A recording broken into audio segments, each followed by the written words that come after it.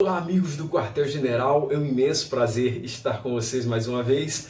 Hoje, dando continuidade ao Regulamento Penitenciário Federal, Decreto 6.049, nós vamos falar sobre a classificação dos presos. Também falaremos sobre os meios de coerção e também sobre as visitas. Aí, quando falarmos sobre as visitas, eu entrarei na portaria, se não me falha a memória, 199 do Ministério da Justiça. E aí, gente, de certa forma, a gente está estudando o decreto, o nosso decreto 6.049, e estudaremos já outro ato normativo e o finalizaremos, já que a portaria é bastante pequena. Ok? E muito importante, inclusive, que fala sobre as visitas, como acontecerão as visitas, se é no pátio, se é no parlatório, se é por videoconferência, enfim. Tá? Então, vamos lá para o quadro. Olá, amigos do Quartel-General, é um imenso prazer estar com vocês mais uma vez. Hoje, vamos dar continuidade ao decreto, vamos finalizar o decreto. Antes de mais nada, eu gostaria de dizer o seguinte: nós vamos estudar a classificação dos presos, os períodos de reabilitação, os meios de coerção, as visitas. Quando nós estudarmos as visitas, nós daremos um pause no decreto 6.049 e falaremos sobre uma portaria específica sobre visitas.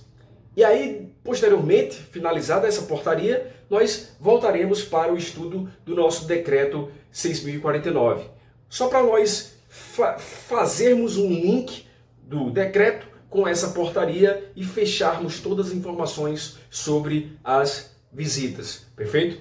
Então, vai ser um vídeo bem tranquilo, né? E começando agora sobre as classificações, sobre a classificação dos presos. O artigo 76 do Decreto 6.049, Regulamento Penitenciário Federal, traz algumas classificações das condutas dos presos. Olha só, vem cá. Classificação ela pode ser ótima, boa, regular ou má. Ótima, boa, regular ou má. Mas quando o preso terá uma conduta considerada como ótima? Quando? Desde a entrada dele no estabelecimento até o requerimento de atestado de conduta, olha só, ele não tiver anotação de faltas em seu assentamento, em seu prontuário. Além disso, além de não ter faltas registradas, ele deve ter uma ou mais recompensas. Uma ou mais recompensas. E quais são essas recompensas, pessoal? Aquela que nós vimos lá atrás. São a concessão de regalias e os elogios. Concessão de regalias e os elogios. Continuando. Será considerada boa, conduta boa, aquele que não tiver anotação de faltas, né, nesse mesmo lapso temporal, ou se ele tiver faltas registradas, que ele seja um preso reabilitado. Nós veremos que os presos passam por um período de reabilitação para quê? Vamos dizer assim, para zerar o placar, para que ele volte a poder ter condutas consideradas, por exemplo, como boas. Perfeito aí? Vamos embora. Terceiro, nós temos aqui a classificação regular, que é o registro de faltas leves ou faltas médias sem reabilitação. E temos a má conduta má, quando houver registro de faltas graves, também sem reabilitação. Então presta atenção a esse quadro, que eu acho que pode ser uma questão muito importante aí no concurso de vocês. A organizar essas informações sobre as condutas, classificações, é muito importante para nós, para que a gente possa fazer uma boa prova, para que a gente possa organizar nossas informações em nossa cabeça e, posteriormente, organizá-las também quando formos fazer a prova. A gente lembra do quadro. Opa, quando a conduta é considerada ótima, quando não houver registro de faltas e ele tiver uma ou mais recompensas. A conduta dele é boa quando ele não tiver registro de faltas, quando ele não tiver registro de faltas, ou se ele registrou falta, que ele seja reabilitado, que ele passe por um período de reabilitação sem alteração alguma. Perfeito? 3. Regular. Quando houver registro de faltas leves ou médias sem reabilitação. E a conduta má, quando ele tiver o registro de faltas graves sem reabilitação. Então a gente memoriza o quadro, memória fotográfica, importantíssimo para vocês. Sempre quando estiverem estudando, organizar as informações para que sua mente consiga captar mais facilmente, gravar mais facilmente. Perfeito, hein?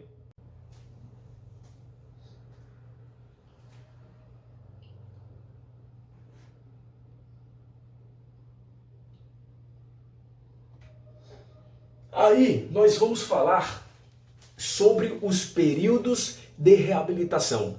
Quais são os períodos de reabilitação? Vamos embora. Para faltas leves, períodos de reabilitação, nós temos faltas leves,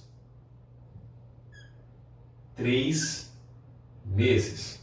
Faltas leves, 3 meses. Faltas médias, 6 meses. Deixa eu pegar outro pincel aqui. Para faltas graves,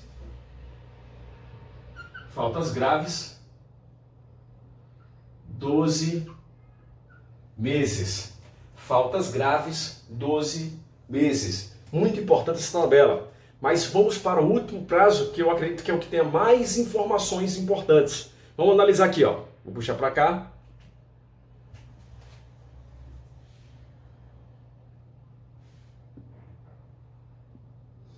Temos aqui, por último, também para faltas graves, um prazo de 24 meses.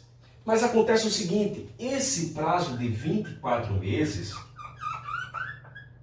é para faltas graves com o quê? Com a utilização de violência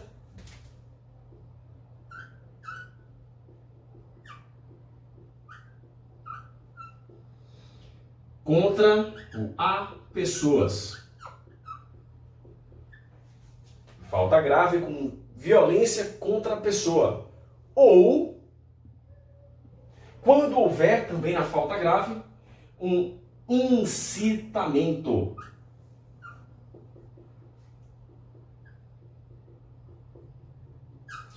Incitamento a quê?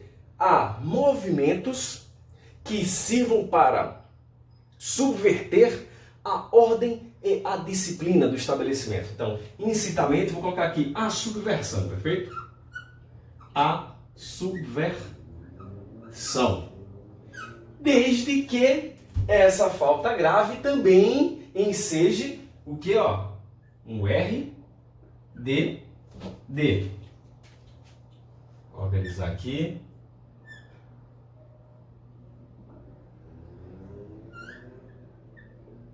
RDD.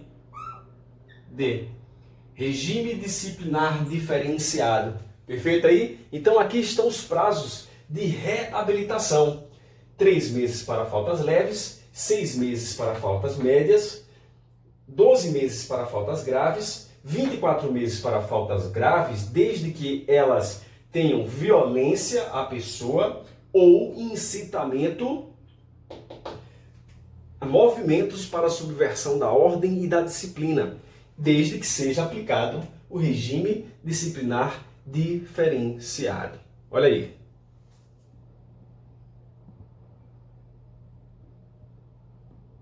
Tira a foto.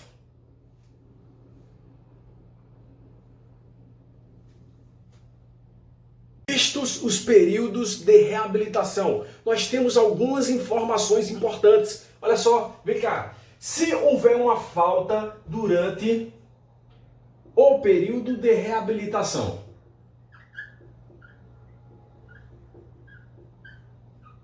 se houver uma falta durante o período de reabilitação, haverá uma imediata anulação.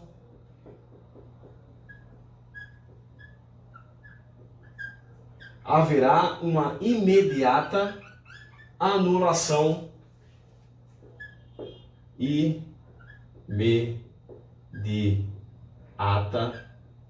anulação do tempo de reabilitação.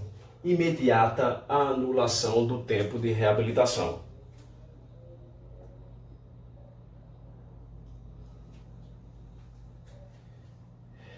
Há uma situação muito interessante, pessoal. Olha só. Não expedição do atestado. Acontece o seguinte.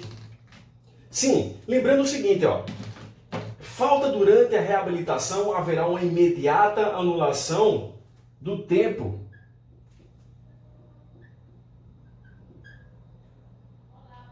de reabilitação cumprido.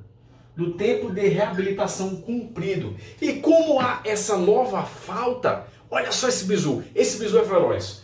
Olha só, como há essa falta, então, foi uma nova falta. Se o período de reabilitação foi 3 meses, então essa nova falta vai ter um período de reabilitação dela, se for uma falta leve, mais 3 meses, mais os 3 meses anteriores. Se for uma falta média, 6 meses, mais os 3 meses anteriores. E assim sucessivamente, porque ele fala assim, o novo período de reabilitação será somado ao período anterior, completo. Porque se ele for anulado, o tempo cumprido, então na nova falta, haverá um tempo de reabilitação somado ao anterior. Somado ao anterior completo. Seja 3 meses, 6 meses, 12 meses ou 24 meses. Então, preste atenção a esse bizu feroz, perfeito? Preste atenção a esse bizu feroz.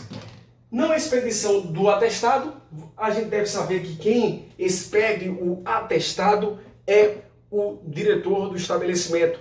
E não haverá expedição do atestado se houver um procedimento de apuração das faltas corrente, em tramitação. Perfeito aí? Então, não haverá a expedição do atestado, ou seja, o diretor esperará até a conclusão daquele procedimento para então fazer o atestando,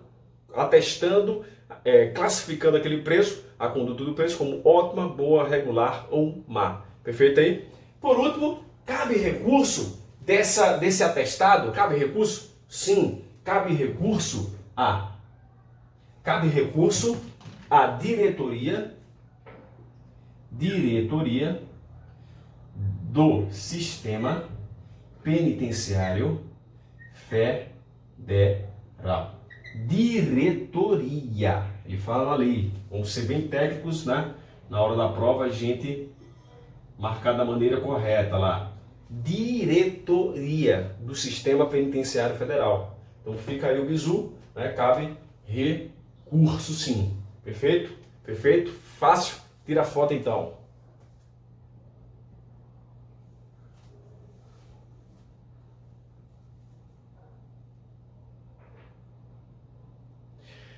Por último, eu gostaria aqui de frisar ainda que eu esqueci, olha só, cabe recurso à diretoria do Sistema Penitenciário Federal e o prazo para o recurso. Prazo em 5 dias. No prazo de 5 dias. No prazo de 5 dias. Perfeito? Agora ficou completo.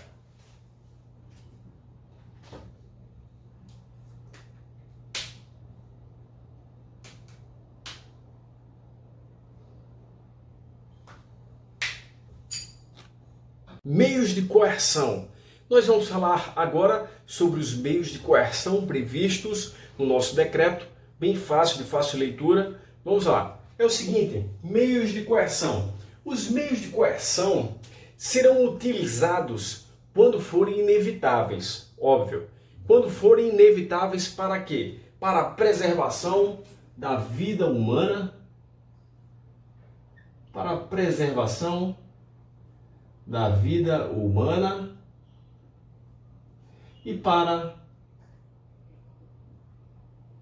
o controle da unidade, controle da ordem e da disciplina. Controle da ordem e da disciplina do estabelecimento.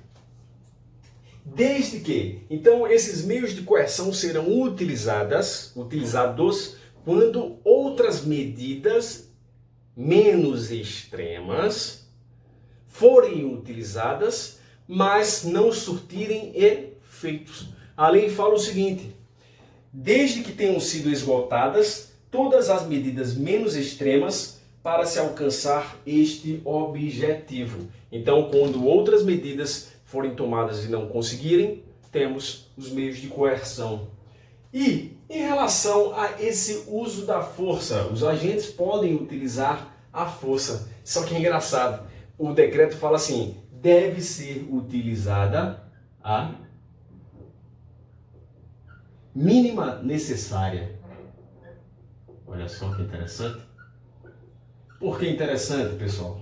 Porque nós estamos tratando de um sistema em que há presos com requisitos bastante graves.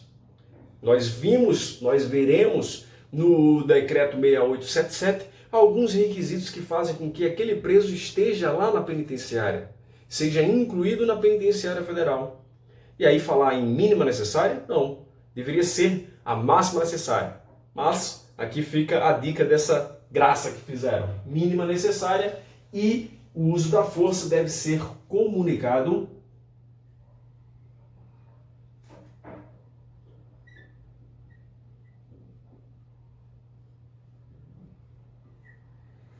ao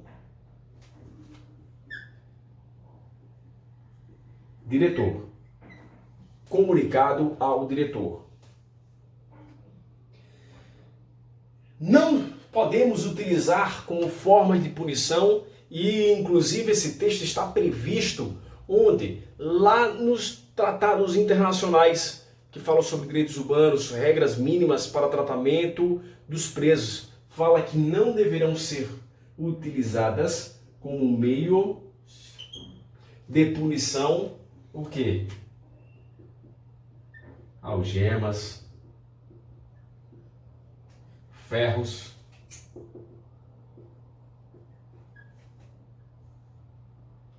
correntes e também coletes de força.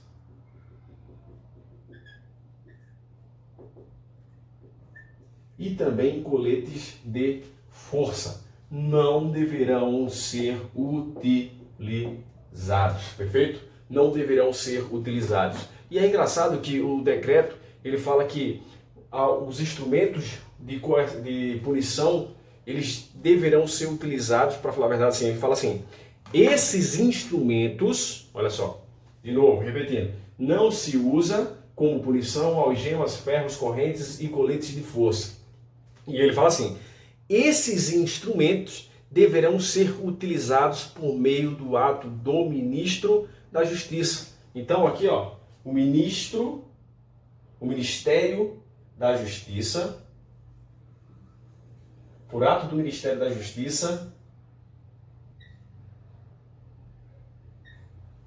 esses instrumentos serão utilizados. Não como forma de punição, mas poderão ser utilizados.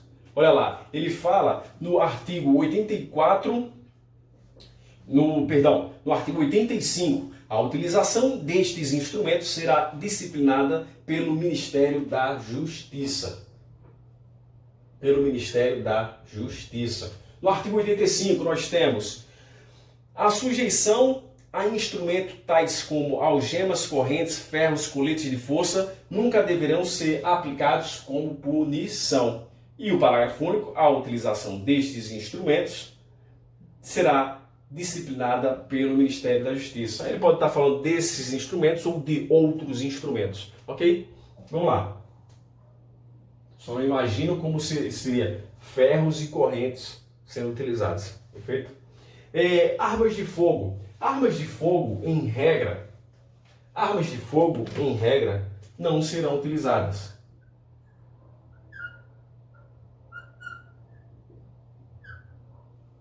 Não são utilizadas.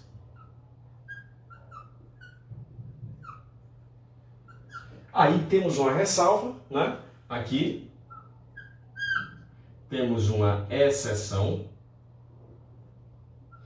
que é quando for estritamente necessário.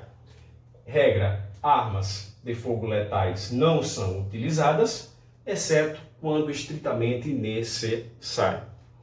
E nas áreas internas, nós temos que também não serão utilizadas as armas de fogo letais nas áreas internas. Elas deverão ser utilizadas, vem para cá, elas deverão ser utilizadas, por exemplo, nas movimentações, poderão ser utilizadas aqui, ó, nas movimentações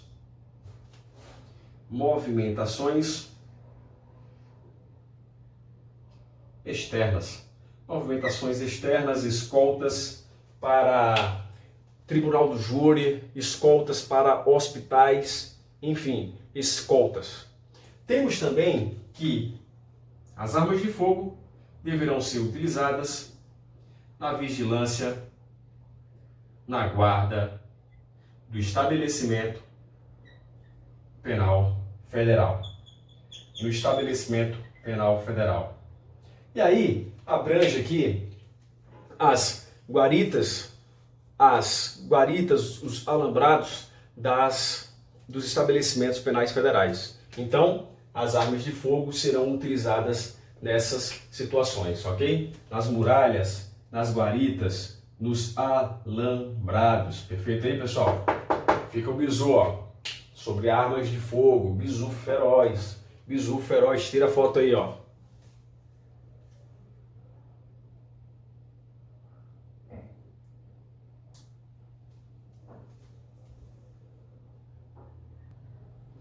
Temos também aqui a possibilidade de utilização de cães. Utilização de cães na vigilância e no controle. Na vigilância e no controle da ordem e da disciplina. Só que para a utilização desses cães, nós temos que deve haver disciplina também pelo Ministério da Justiça. Também pelo Ministério da Justiça. Somente isso. Olha só, lá no nosso decreto nós temos que outros meios de coerção poderão ser utilizados também, desde que disciplinados pelo Ministério da Justiça. Perfeito aí? Tira a foto. Com isso finalizamos nossas informações sobre meios de coerção. Para falar a verdade, ainda trarei uma informaçãozinha, que é quando tiver maus tratos, tortura, quais são as providências que o diretor do estabelecimento penal federal deverá tomar, ok? Então já gravaremos esse vídeo.